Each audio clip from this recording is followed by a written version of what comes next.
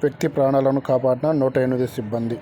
పెబ్బేరు మండలం తోమాలిపల్లి దగ్గర తిరుపతి నుండి మహారాష్ట్రకు వెళ్తున్న ఫ్యామిలీ వంట చేసుకోవడానికి ఆగడంతో ఒక వ్యక్తి కాలువ దగ్గరికి వెళ్ళడంతో వెంటనే స్పిడ్స్ వచ్చి కాలువలో పడిపోయాడు.